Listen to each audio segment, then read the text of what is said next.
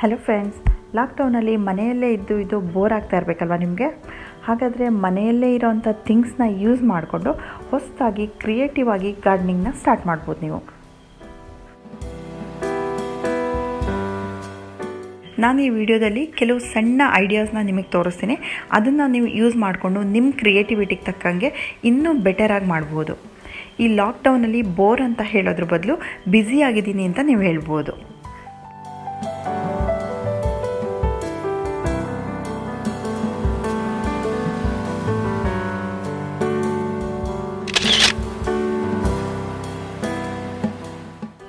ಮನೆಯಲ್ಲಿ ಈ ರೀತಿ ಟ್ವೈನ್ ದಾರಗಳು ಇದ್ದೇ ಇರುತ್ತಲ್ವ, ಇಲ್ಲದೆ ಹೋದರೆ ಹತ್ತಿರದಲ್ಲಿರೋ ಲೋಕಲ್ ಶಾಪ್ಸಲ್ಲಂತೂ ಸಿಕ್ಕೇ ಸಿಗುತ್ತೆ. ಇದು ಹಳೆಯದೊಂದು ವೈರನ್ನ ಈ ರೀತಿ ಹಾರ್ಟ್ ಶೇಪಲ್ಲಿ ಬೆಂಡ್ ಮಾಡ್ಕೊಂಡಿದ್ದೀನಿ. ಇದರೊಳಗಡೆ ತಂತಿ ಇರೋದ್ರಿಂದ ಈಸಿಯಾಗಿ ಬೆಂಡ್ ಆಯಿತು. ನೀವು ಯಾವುದೇ ತಂತಿ ಅಥವಾ ಯಾವುದೇ ಮೆಟಲ್ ವೈರನ್ನು ಈ ರೀತಿ ಬೆಂಡ್ ಮಾಡಿಕೊಂಡು ನಿಮ್ಗೆ ಇಷ್ಟವಾಗಿರೋ ಶೇಪನ್ನು ನೀವು ಮಾಡ್ಕೋಬೋದು. ಈ ವೈರ್ನ ಪೂರ್ತಿ ಹಗ್ಗದಿಂದ ಸುತ್ಕೊಂಡು ಬರಬೇಕು. ಈ ಟ್ವೈನ್ ದಾರದ ಬದಲು ತೆಂಗಿನ ನಾರಿನ ಹಗ್ಗ ಬರುತ್ತಲ್ಲ, ಅದರಲ್ಲಿ ಕೂಡ ತುಂಬ ಚೆನ್ನಾಗಿ ಬರುತ್ತೆ. ಇದು ನಾವು ಮನಿ ಪ್ಲ್ಯಾಂಟ್ ಗಿಡಗಳನ್ನ ಹಾಕಿದರೆ ಆ ಹಗ್ಗಕ್ಕೆ ಮನಿ ಪ್ಲ್ಯಾಂಟ್ ಗಿಡ ಚೆನ್ನಾಗಿ ಹಬ್ಕೊಂಡು ಬರುತ್ತೆ.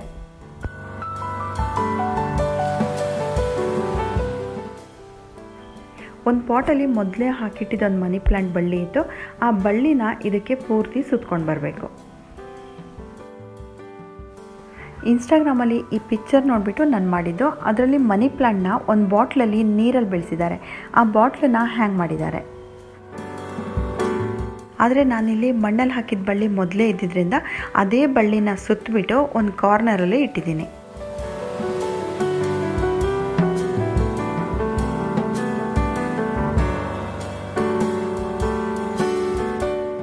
ಈ ಫೋಟೋದಲ್ಲಿರೋ ಶೇಪ್ ಕೂಡ ನೀವು ಟ್ರೈ ಮಾಡ್ಬೋದು.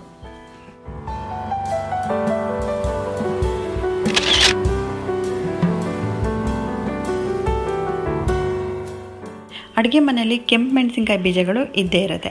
ಅದನ್ನು ನಾನು ಈ ಎಗ್ಶೆಲ್ಲಲ್ಲಿ, ಖಾಲಿಯಾಗಿರೋವಂಥ ಎಗ್ಶೆಲ್ಲಲ್ಲಿ ಸುಮ್ಮನೆ ಒಂದು ಟ್ರೈ ಮಾಡೋಣ ಅಂತ ಮಾಡಿದೆ. ಅದರೊಳಗೆ ಮಣ್ಣು ಮತ್ತು ಕಾಂಪೋಸ್ಟ್ ಹಾಕಿದ್ದೀನಿ. ಸೀಡ್ಸ್ ಹಾಕಿಬಿಟ್ಟು ಅದ್ರ ಮೇಲ್ಗಡೆ ಕೂಡ ಸ್ವಲ್ಪ ಮಣ್ಣು ಹಾಕಿದ್ದೀನಿ. ಇದನ್ನು ನಾನು ಟ್ರೈ ಮಾಡಿದಾಗ ತುಂಬ ಚೆನ್ನಾಗಿ ಬಂತು. ನೀವು ಕೂಡ ಇದನ್ನ ಟ್ರೈ ಮಾಡಿ ನೋಡ್ಬೋದು.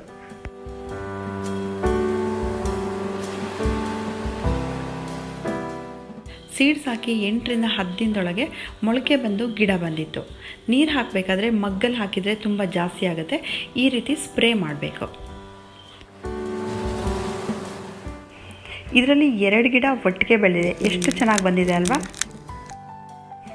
ಈ ಎಗ್ನ ಅದೇ ರೀತಿ ಹಾಗೆ ಬ್ರೇಕ್ ಮಾಡಿಬಿಟ್ಟು ಅದ್ರ ಜೊತೆನೇ ನಾನು ಮಣ್ಣಲ್ಲಿ ನೆಡ್ತೀನಿ. ಇವಾಗ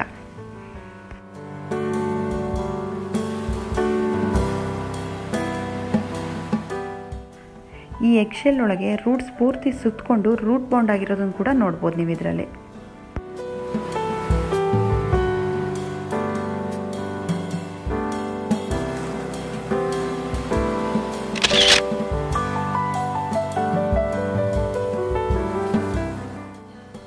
ನನ್ನ ಚಾನಲ್ಗೆ ಹೋದರೆ ಗಾರ್ಡನ್ ಅನ್ನೋ ಪ್ಲೇ ಲಿಸ್ಟಲ್ಲಿ ನಿಮಗೆ ಈ ವಿಡಿಯೋ ಸಿಗುತ್ತೆ. ಬ್ಯಾಂಬೋ ಪ್ಲ್ಯಾಂಟರ್ಸ್ ಬಗ್ಗೆ ಒಂದು ವಿಡಿಯೋ ಮಾಡಿದೆ. ಇದೇ ಥರ ನೀವು ಖಾಲಿಯಾಗಿರೋ ಮಿನರಲ್ ವಾಟರ್ ಬಾಟಲಲ್ಲಿ ಕೂಡ ಮಾಡಬಹುದು.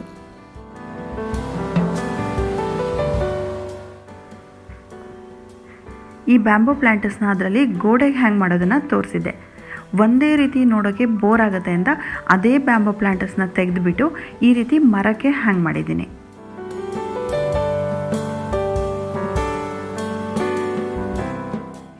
ಇದೇ ಮೆಥಡ್ನ ನೀವು ಪ್ಲಾಸ್ಟಿಕ್ ಬಾಟ್ಲುಗಳಲ್ಲಿ ಕೂಡ ಮಾಡ್ಬೋದು. ಪ್ಲಾಸ್ಟಿಕ್ನ ಎಸೆಯೋದ್ರ ಬದಲು ಅದನ್ನು ರೀಯೂಸ್ ಮಾಡ್ದಂಗೂ ಆಗುತ್ತೆ.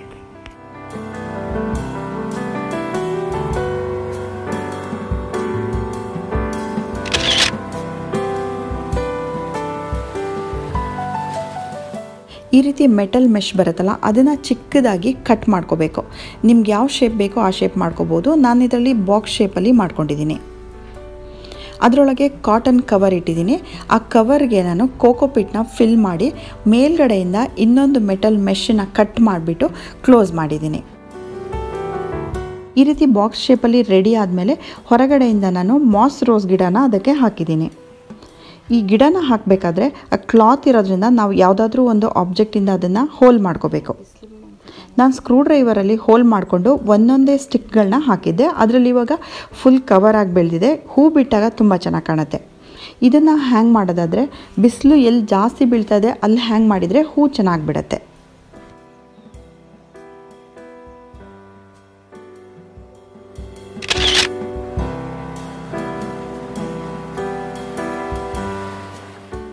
ಈ ರೀತಿ ಚಿಕ್ಕ ಬಾಟಲ್ಸ್ ಇರುತ್ತಲ್ಲ, ಮೆಡಿಸಿನಲ್ಲಿ ಬಂದಿರೋದು ಅಥವಾ ಶಾಂಪು ಖಾಲಿ ಆಗಿರೋದು, ಇದನ್ನು ನಾನು ಬಿಸಾಡಕ್ಕೆ ಹೋಗಲ್ಲ. ಅದನ್ನು ಹೇಗೆ ರೀಯೂಸ್ ಮಾಡಿದ್ದೀನಿ ಅಂತ ನಿಮಗೆ ತೋರಿಸ್ತೀನಿ. ಡ್ರಿಫ್ಟ್ ವುಡ್ ಥರ ಇರೋ ಒಂದು ಹಳೆ ಮರಕ್ಕೆ ಹಗ್ಗದಿಂದ ಈ ಬಾಟಲ್ಗಳನ್ನೆಲ್ಲ ಕಟ್ಟಿಬಿಟ್ಟು ಹ್ಯಾಂಗ್ ಮಾಡಿದ್ದೀನಿ. ಆ ಬಾಟಲ್ ಒಳಗೆ ನೀರು ತುಂಬಿಸ್ಬಿಟ್ಟು ಮನಿ ಪ್ಲಾಂಟ್ ಹಾಕಿದ್ದೀನಿ. ಇನ್ನೊಂದೆರಡು ನೀರಲ್ಲೇ ಬೇರು ಬರೋ ಅಂಥ ಗಿಡಗಳನ್ನ ಹಾಕಿದ್ದೀನಿ. ನೀರಲ್ಲಿ ಬೇರು ಕೊಡೋ ಅಂಥ ಗಿಡನ ನೀವು ಯಾವ್ದು ಬೇಕಾದರೂ ಹಾಕೋಬಹುದು. ಈ ಮರನ ಈ ರೀತಿ ಗೋಡೆ ಕೂಡ ಹ್ಯಾಂಗ್ ಮಾಡ್ಬೋದು ಅಥವಾ ಯಾವುದ್ರ ಮೇಲೆ ಕೂಡ ನೀವು ಇಡ್ಬೋದು. ಆವಾಗ ಈ ಹ್ಯಾಂಗ್ ಆಗ್ತಾ ಇರೋ ಪ್ಲಾಂಟ್ಸ್ ತುಂಬ ಚೆನ್ನಾಗಿ ಕಾಣಿಸುತ್ತೆ ನೋಡೋಕ್ಕೆ.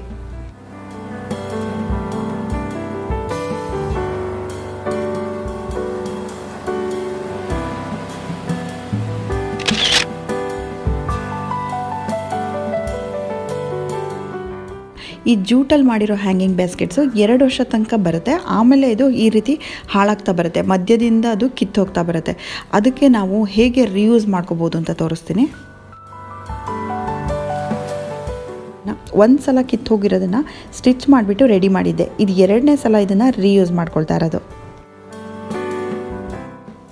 ವೇಸ್ಟ್ ಗ್ರೀನ್ ನೆಟ್ ಇರುತ್ತಲ್ಲ, ಅದನ್ನು ಈ ಪಾಟಿನ ತಳಭಾಗಕ್ಕೆ ಹಾಕಿಬಿಟ್ಟು ಪುನಃ ಸ್ಟಿಚ್ ಮಾಡಿಬಿಟ್ಟು ಅದ್ರ ಮೇಲೆ ಮಣ್ಣನ್ನು ಹಾಕ್ಬೋದು.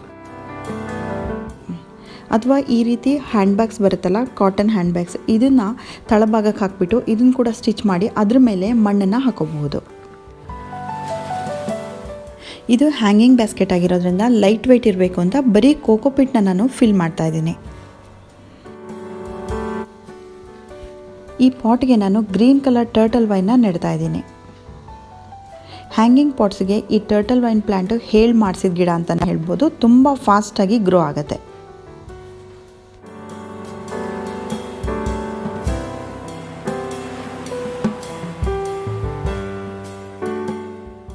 ಗಿಡ ಪೂರ್ತಿ ನೆಟ್ಟಾದಮೇಲೆ ಈ ಪಾಟ್ನ ನಾವು ಉಲ್ಟಾ ಮಾಡೋದ್ರಿಂದ ಮಧ್ಯದಲ್ಲಿರೋ ಕೋಕೋಪಿಟ್ಟು ಕೆಳಗಡೆ ಬೀಳಬಾರ್ದು ಅಂತ ಈ ಗ್ರೀನ್ ನೆಟ್ಟನ್ನು ಮಧ್ಯದಲ್ಲಿ ಇಟ್ಬಿಟ್ಟು ಸ್ಟಿಚ್ ಮಾಡ್ತೀನಿ.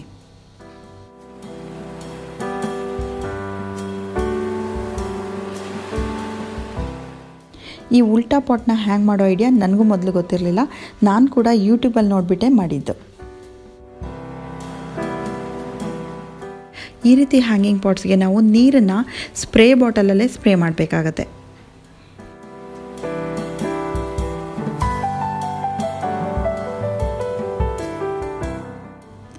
ಕೋಕೋಪಿಟ್ ಬೀಳದೆ ರೀತಿ ಸುತ್ತ ಕ್ಲೀನಾಗಿ ಸ್ಟಿಚ್ ಮಾಡಾಯಿತು. ಇದನ್ನು ಇವಾಗ ನಾನು ಉಲ್ಟಾ ಮಾಡಿ ತೋರಿಸ್ತೀನಿ. ಇದರ ಮೇಲ್ಗಡೆಗೆ ನಾನು ಸಕ್ಯುಲೆಂಟ್ಸ್ನ ಹಾಕ್ತಾಯಿದ್ದೀನಿ. ಈ ಜೂಟ್ ಒಳಗೆ ಡೈರೆಕ್ಟಾಗಿ ನಾವು ಸಕ್ಯುಲೆಂಟ್ಸ್ನ ಹಾಕೋಕ್ಕಾಗಲ್ಲ, ಸ್ವಲ್ಪ ಗಟ್ಟಿ ಇರುತ್ತೆ. ಶಾರ್ಪ್ ಇರೋ ಅಂಥ ಯಾವುದಾದ್ರೂ ಆಬ್ಜೆಕ್ಟ್ನ ತಗೊಂಡು ಅದರಲ್ಲಿ ಚುಚ್ಚಿಬಿಟ್ಟು ಹೋಲ್ ಮಾಡಿಕೊಂಡು ಅದ್ರ ಒಳಗಡೆ ಸಕ್ಯುಲೆಂಟ್ಸ್ನ ಸಿಕ್ಕಿಸ್ಬೇಕು.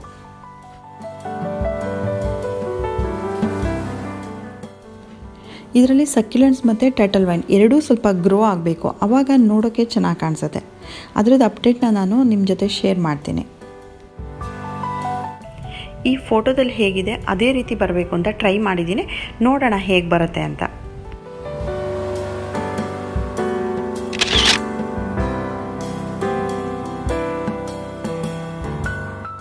ಈ ರೀತಿ ಪ್ಲಾಂಟ್ ಹ್ಯಾಂಗರ್ಸ್ ಬರುತ್ತೆ, ಮ್ಯಾಕ್ರಮ್ ರೋಪಿಂದ ಮಾಡಿರೋ ಅಂಥದ್ದು. ಈ ಮ್ಯಾಕ್ರಮ್ ರೋಪ್ ನೋಡೋಕ್ಕೆ ಈ ರೀತಿ ಇರುತ್ತೆ. ಇವಾಗ ಇದು ಸದ್ಯಕ್ಕೆ ಸಿಗದೆ ಇರೋರಿಗೆ ಟ್ವೈನ್ ರೋಪಿಂದ ಕೂಡ ನಾವು ಈ ಹ್ಯಾಂಗರ್ಸ್ನ ಮಾಡ್ಕೋಬೋದು. ಈ ಟ್ವೈನ್ ರೋಪ್ನ ಎಷ್ಟು ಹೈಟ್ ಬೇಕೋ ನಾವು ಎಲ್ಲಿಗೆ ಹ್ಯಾಂಗ್ ಮಾಡ್ತಾಯಿದ್ದೀವಿ ನೋಡಿಕೊಂಡು ಕಟ್ ಮಾಡ್ಕೋಬೇಕು.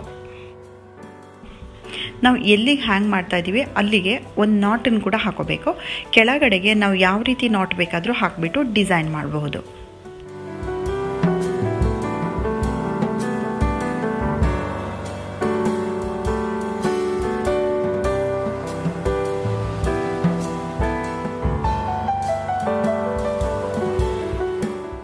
ಈ ಟ್ವೈನ್ ದಾರ ಪ್ಲೇನ್ ಇರೋದು ಇಷ್ಟ ಆಗಲಿಲ್ಲ ಅಂದರೆ ಇದಕ್ಕೆ ಕಲರ್ ಹಚ್ಚಿಬಿಟ್ಟು ಚೆನ್ನಾಗಿ ಕಾಣಿಸೋ ಥರ ಕೂಡ ಮಾಡಬಹುದು.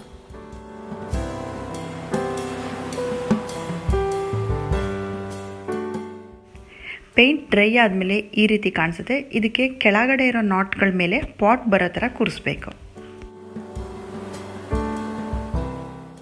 ಸಿಂಪಲ್ ಆಗಿರೋ ಒಂದು ಹಗ್ಗದಿಂದ ಕೂಡ ತುಂಬ ಈಸಿಯಾಗಿ ಒಂದು ಪ್ಲ್ಯಾಂಟ್ ಹ್ಯಾಂಗರ್ನ ಮಾಡಬಹುದು.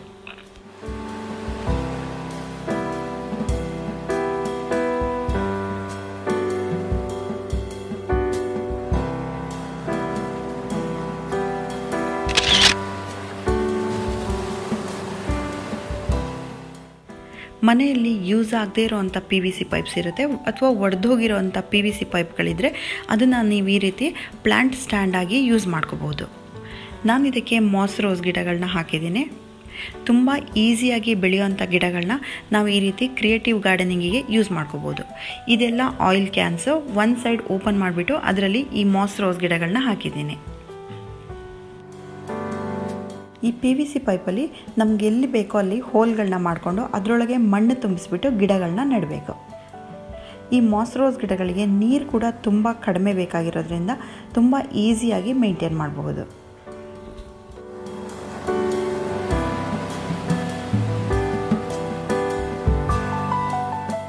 ಸೊ ಫ್ರೆಂಡ್ಸ್, ಈ ಲಾಕ್ಡೌನ್ ಟೈಮಲ್ಲಿ ಸುಮ್ಮನೆ ಕೂತ್ಕೊಂಡು TV ನೋಡ್ಕೊಂಡು ಮೂಡ್ ಹಾಳು ಮಾಡ್ಕೊಳ್ಳೋದಕ್ಕಿಂತ ಈ ರೀತಿ ಕ್ರಿಯೇಟಿವ್ ಗಾರ್ಡನಿಂಗ್ ಮಾಡಿಬಿಟ್ಟು ನಿಮ್ಮ ಮೂಡ್ ಫ್ರೆಶ್ ಮಾಡ್ಕೊಳ್ಳಿ ಅಂತ ಹೇಳ್ತಾ ಈ ವಿಡಿಯೋ ಏನು ಮಾಡ್ತಾಯಿದ್ದೀನಿ. Thank you friends. Bye bye.